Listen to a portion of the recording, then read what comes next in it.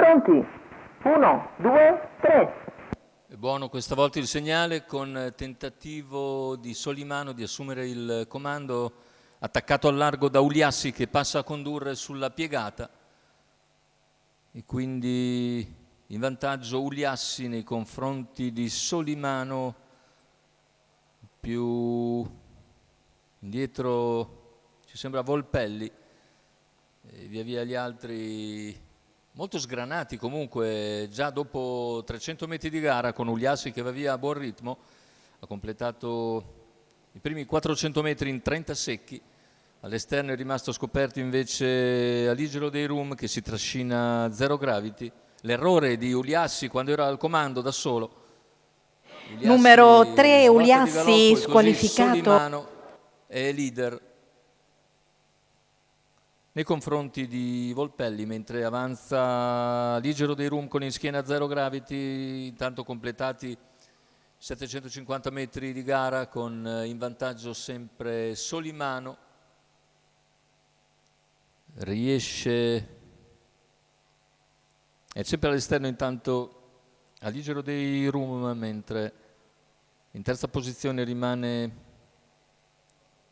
Volpelli, in seconda si è accodato Julian Vic.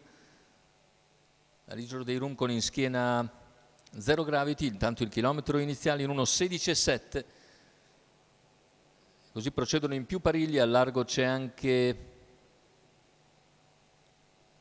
Zero Gravity, seguito dal compagno di training Claire Magic, ma per il momento Solimano in vantaggio su Aligero dei Rum all'esterno, che ora però attacca a 600 dalla conclusione, trascinandosi Zero Gravity, mentre lungo la corda c'è Julian Vic.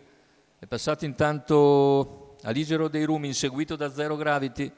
Solimano ancora in terza posizione lungo la corda, attacco della curva conclusiva con Aligero dei Rum in vantaggio su Zero Gravity.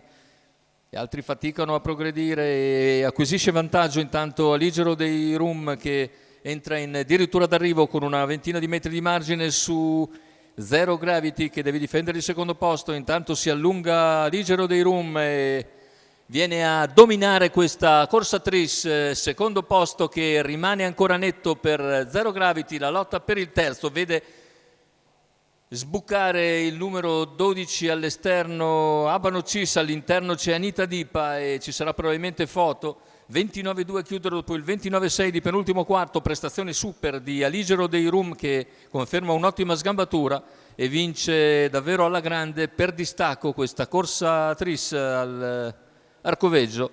Numero 10 di Aligero dei Rum, Ruvolo in sediolo,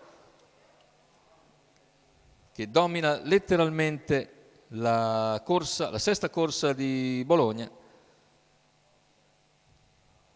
Il training è di Daniele Quarneti per conto del signor Sebastiano Colibazzi.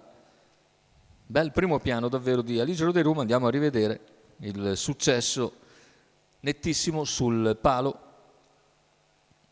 mentre Zero Gravity mantiene ancora un ottimo secondo posto e poi ci sarà probabilmente foto per il terzo. Andiamo